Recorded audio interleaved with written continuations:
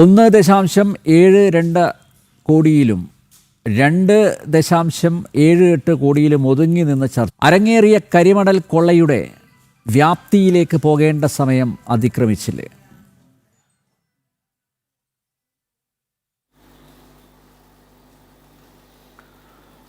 അല്ല, അതിന് സംഭവിച്ചത് എന്താണെന്ന് വെച്ചാൽ അന്ന് ഇതൊരു പ്രിമിച്വർ അവസ്ഥയിൽ നിൽക്കുമ്പോൾ ഒരു കോൺഗ്രസിൻ്റെ ഒരു പ്രമുഖ നേതാവ് അത് വിജിലൻസ് അന്വേഷണം ആവശ്യപ്പെടുകയും ആ വിജിലൻസ് അന്വേഷണം കോടതിയിൽ പോയിട്ടും ലഭിക്കാതെ വരികയും മേൽക്കോടതിയിൽ പോയിട്ടും അത് ലഭിക്കാതെ അഡ്വേഴ്സായ പരാമർശം ലഭിക്കുകയും ചെയ്തു.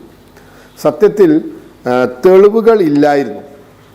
അതായത് ഇങ്ങനെ ഈ ഡീലിൻ്റെ പിന്നിൽ വഴിവിട്ട സഹായം, അതായത് വെറുതെ ആർക്കും 1.25 കോടിയോ 2.25 കോടിയോ ഒന്നും കൊടുക്കൂലല്ലോ. അതൊക്കെ അറിയാലോ, അതൊക്കെ അറിയാൻ മാത്രമുള്ള ബുദ്ധി നാട്ടിൽ ജനങ്ങൾക്കുണ്ടല്ലോ.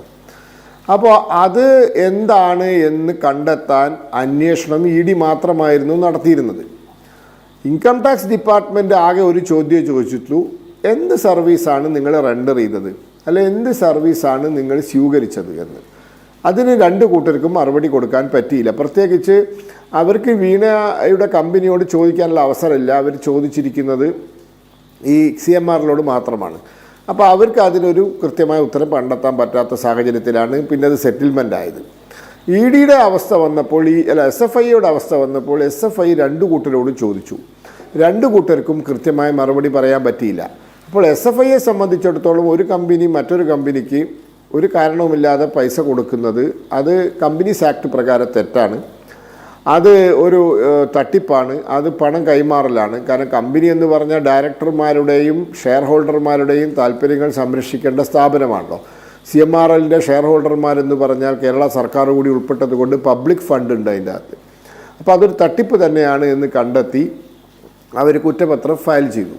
പിന്നീടാണ് ഇതിൽ മണി ലോണ്ടറിങ് ഉണ്ട്, കാരണം കിട്ടിയ പൈസയ്ക്ക് ഇൻകം ടാക്സ് അടച്ച് GST അടച്ച് ഇത് വെളുപ്പിക്കാനുള്ള ശ്രമം നടത്തിയിട്ടുണ്ട് എന്ന ഒരു കണ്ടെത്തലിലാണ് ED വരുന്നത്. ഇപ്പോൾ ED ആണ് സത്യത്തിൽ ഇതിൻ്റെ പിന്നാമ്പുറ കഥകളിലേക്കുള്ള അന്വേഷണം നടത്തുന്നത് ഇപ്പോൾ.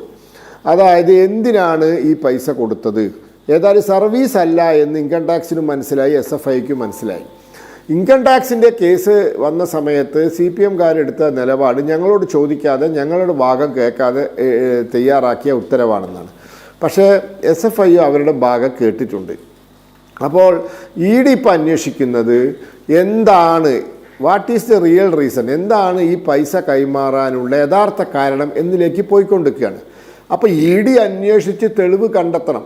ഒരു ഏജൻസി അന്വേഷിച്ച് തെളിവ് കണ്ടെത്തിയാലേ പിന്നെ അത് പ്രിവെൻഷൻ ഓഫ് കറപ്ഷൻ ആക്ട് വരുള്ളൂ. ഇപ്പോൾ പ്രിവെൻഷൻ ഓഫ് കറപ്ഷൻ ആക്ട് വരുമ്പോൾ അത് EDയുടെ കയ്യിൽ നിന്ന് പോകും. പിന്നെ അത് വിജിലൻസോ അല്ലെങ്കിൽ CBIയോ അന്വേഷിക്കണം.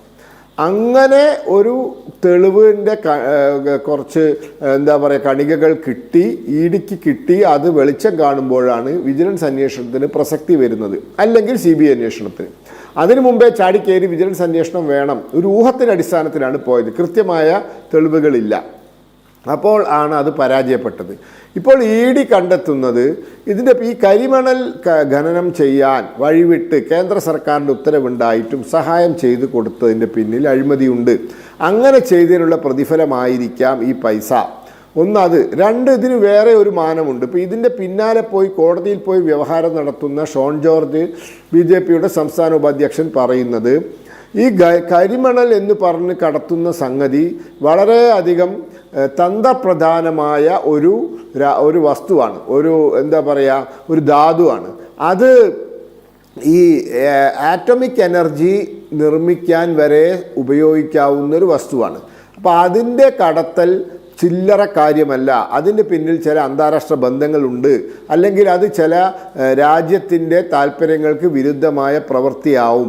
അപ്പം എന്താവും, അപ്പം നാളെ NIAക്കും ഒരു സാധ്യതയ്ക്ക് ഞാൻ മുന്നിൽ കാണുന്നുണ്ട്.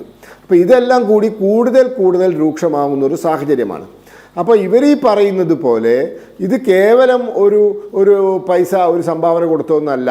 ഇത്രയും വലിയ പൈസ കൊടുക്കണമെങ്കിൽ അതിനൊരു കാരണമുണ്ട്. ആ കാരണം എന്താണെന്ന് ഇപ്പോഴാണ് ED പതുക്കെ കണ്ടെത്തിക്കൊണ്ടിരിക്കുകയാണ്. അങ്ങനെ വരുമ്പോൾ അതിൽ പ്രിവെൻഷൻ ഓഫ് കറപ്ഷൻ ആക്ട് വന്നേക്കാം. അപ്പോൾ അത് വിജിലൻസിനും CBIക്കോ ഐദർ വിജിലൻസ് ഓർ CBI അവിടെ ഇടപെടാനൊരു സാഹചര്യം ഉണ്ടാവും. അതും കഴിഞ്ഞ് ഈ കരിമണൽ ഖനനത്തിൻ്റെ പിന്നിൽ ഈ ആണവ ഊർജവുമായി ബന്ധപ്പെട്ട വിഷയമുണ്ടെങ്കിൽ പിന്നെ അത് രാജ്യദ്രോഹ പ്രശ്നമാവും. അപ്പോൾ അത് NIAയിലേക്ക് പോകും. അപ്പോൾ ഇനി വരുന്ന ദിവസങ്ങളിലാണ് ഈ പിക്ചർ എറ്റുക്കം ഇപ്പോൾ കണ്ടത് ട്രീസറാണ്, സിനിമ വരാൻ പോകുന്നേ ഉള്ളൂ എന്നൊരു സാഹചര്യത്തിലാണ് നമ്മൾ നിൽക്കുന്നത്.